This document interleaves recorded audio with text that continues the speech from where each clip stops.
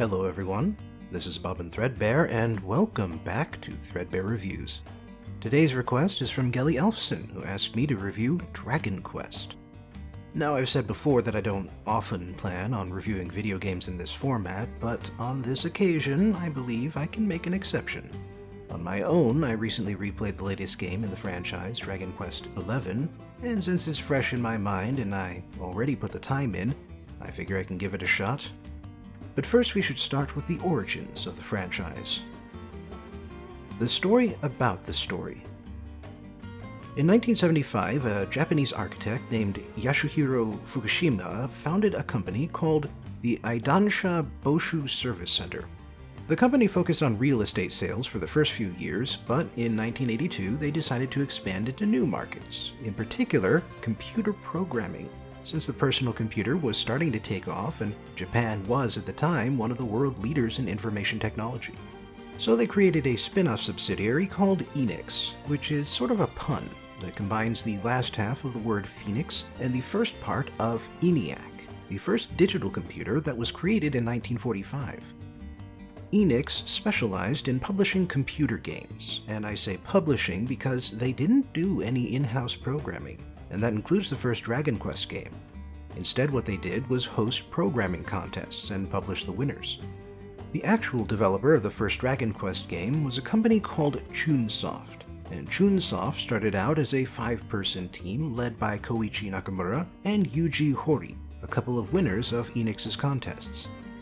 Nakamura was a fan of Ultima and Wizardry, two of the first ever computer role-playing games, and so in 1986 he decided to publish the first real RPG for the family computer, aka the Famicom, aka the Nintendo Entertainment System.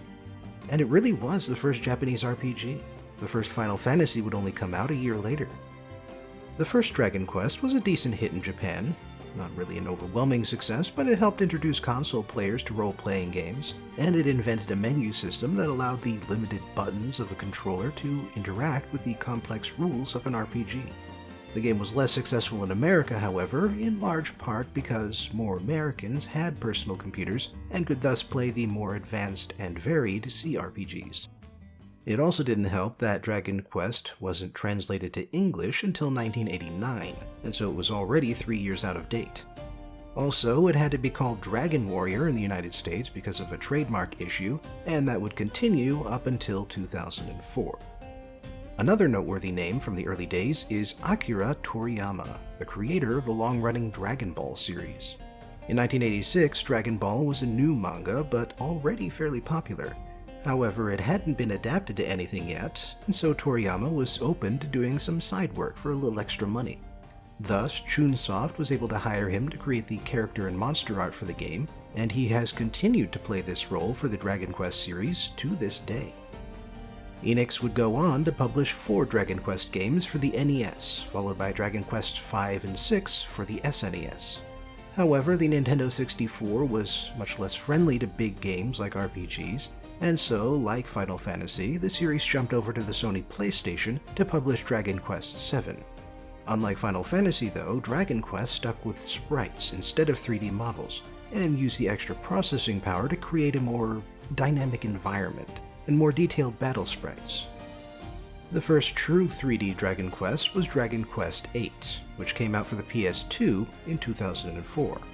By this point, Enix had merged with Square to become Square Enix, and so I believe there was a desire at this point to diversify the two big flagship RPGs of Dragon Quest and Final Fantasy. So, while Final Fantasy started to lean into realistic character designs and more cyberpunk and science fantasy settings, Dragon Quest made a point of staying true to its roots of old-fashioned high fantasy settings with black and white morality, over-the-top villains, and protagonists who never speak a word. Dragon Quest IX would be the first main series game to come out on a mobile console, the Nintendo DS, and then Dragon Quest X was an MMORPG released on the Wii and Wii U. It was also exclusively released for the Japanese market. And now we finally get to the topic of today's video, Dragon Quest XI, which broke new ground for the series by being released on multiple platforms at the same time, PlayStation 4 and Nintendo 3DS. And then for the worldwide release in 2018, they ported the game to Windows, bringing the whole series full circle by becoming a CRPG. In 2020, the game would be ported to the Nintendo Switch, and this port would add a few extras, like mid-game scenarios, a retro 2D option, a side area that's one long tribute to the earlier games, and a few bonus bosses that were added to the post-game. This version is called Dragon Quest XI S, the Definitive Edition, and it replaced the version available on Windows. I bring this up because they downgraded the textures to make the game more Switch-friendly, but some folks on Nexus Mods have been busy restoring the old textures to the new version. So if you get the game for yourself, be sure to get those mods while you're at it. But how about I talk about the actual game now? The review. First of all, I should start with a warning. I usually try to avoid spoiling too much in these reviews, but in this case it's unavoidable if I want to talk about the whole game. So if you don't want to be spoiled, the short version is that if you like turn-based JRPGs, Dragon Quest XI is a good pick. For everyone else, let's continue. The protagonist, whose name is determined by the player, is the Lost Prince of Dundrasil, a kingdom that was destroyed by monsters when he was a baby. More importantly, he is also the Luminary, a savior empowered by the holy tree Yggdrasil to defeat a great evil. He is raised in the small town of Cobblestone by his adoptive mother and grandfather until he comes of age, and at that point he is informed of his destiny and sent to the king of Heliodor. However, King Carnelian calls him the Darkspawn, blames him for the rise of evil, and throws him in the dungeon. Thankfully, he befriends a fellow prisoner named Eric, the two of them escape the dungeon, and so begins a globe-trotting adventure. Eventually, the Luminary decides to visit the flying tree Yggdrasil to get guidance and further empowerment, and along the way, he's joined by a number of companions. There's Veronica and Serena, a mismatched set of twins who are the reincarnations of one of the first Luminary's companions. Sylvando, an entertainer and knight who's as gay as you can get without saying the word gay. Rab, the Luminary's grandfather, and Jade, the king of Heliodor's missing daughter. The group gather up a set of orbs that let them reach Yggdrasil, but before they can reach the Sword of Light, King Carnelian ambushes them from behind and reveals himself to be Mordegon, the villain of the story. He then steals the Luminary's power and the Sword of Light, and destroys the World Tree while he's at it. Several months later, the Luminary recovers from his wounds and sets off once more, this time to avenge the World Tree and defeat Mordegon. His first companion this time is Hendrik, who had been a Knight of Heliodor and one of the main antagonists before Mordegon destroyed the world. He then searches for his missing party and finds them one by one. Rab has gone to a Tibetan monastery to gain new powers, Sylvando sets up a Mardi Gras parade to cheer everyone up, Jade has been turned into a monster by one of Mordegon's lieutenants, Eric lost his memory and doesn't get it back until he reunites with his sister, and while Serena has been doing just fine, her sister died to protect the others. Eventually, the group gets access to a flying whale and take the fight to Mordegon. They defeat him, the credits roll, and then the second twist happens.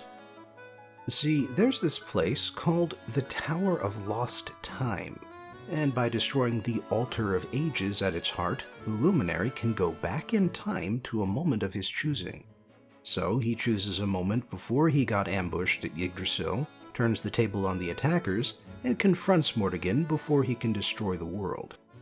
However, this also means that the original big bad, Kalasmos, has a chance now to come back and destroy the world.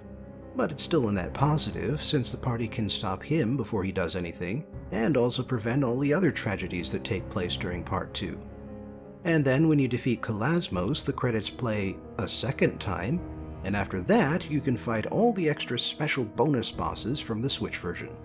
The last one is hard even at max level with max stats, so feel free to use some cheesy strategies against it.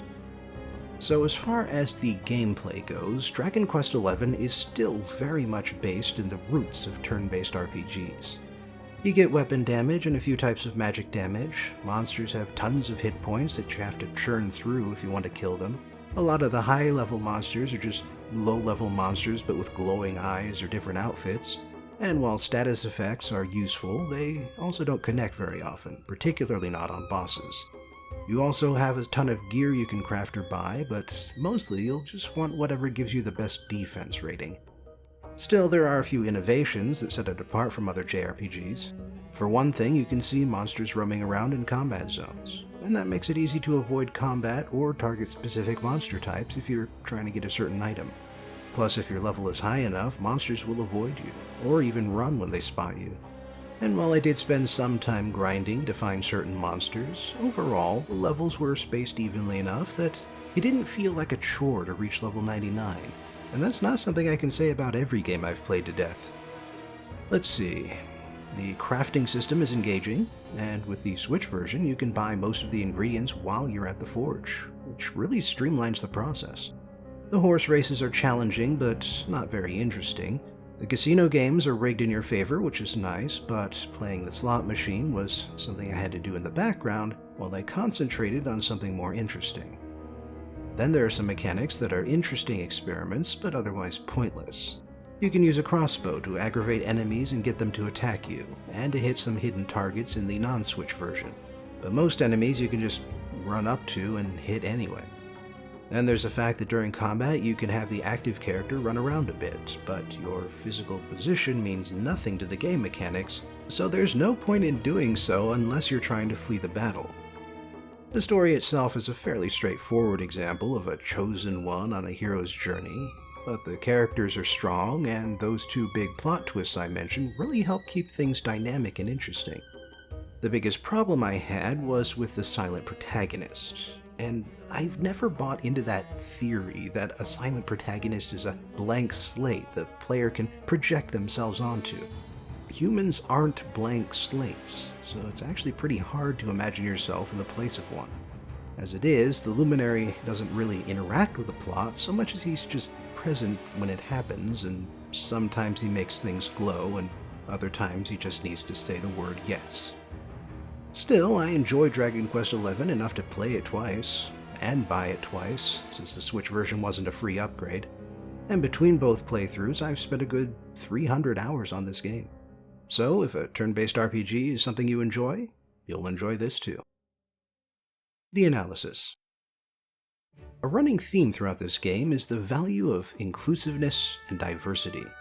Every town in the game has its own theme and accent. There's the English town, the Scottish town, the German town, the Japanese town, the Arabic town, the Italian town, the Spanish town, the Hawaiian town, the French boarding school, the Thai town, the Norwegian town, the Greek town, and the Tibetan temple. Each location plays up a few national stereotypes, like how the Italian town is full of gondolas and merchants, or how the Thai town is a tourist trap full of rude Australian tourists, but none of these stereotypes are intended to be hurtful or derogatory, except maybe the Australians. Instead, it's more like the Epcot World Showcase, where each location emphasizes their differences to celebrate diversity, and all the equally valid ways of life there are. No one from any town hates the people of another town, aside from one exception, but then that exception is based on a tragic misunderstanding. Aside from such misunderstandings, the only source of conflict in this world comes from evil individuals who want to destroy it. This emphasis on diversity also extends to the main party. One of them is very old, one is very young, 3 of them are women, and one is even left-handed. And, like I said before, Sylvando is very gay, to the point where he even has a strained relationship with his father, who can't understand him. The game is never brave enough to make Sylvando's orientation explicit, but it's progress at least. Plus the game is so chaste in general, it doesn't even mention kissing. Just puff-puff, which in one case at least is bungee jumping. As it is, Sylvando is one of the most complex and dynamic characters in the party. And while he's very flamboyant and constantly makes jokes, he's also very capable of getting serious when the situation demands it. Him starting a Mardi Gras parade during Part 2 is actually a very serious attempt on his part to make the world a better place. And he succeeds. The other major theme I got from the game is the importance of never giving up. The heroes lose, and the villain succeeds, but that doesn't end the story. Instead, the heroes pick up the pieces, band together, forge a new sort of light, and take on the villain again. They need plenty of help to do it, but they get that help because they never give up and they continue to fight.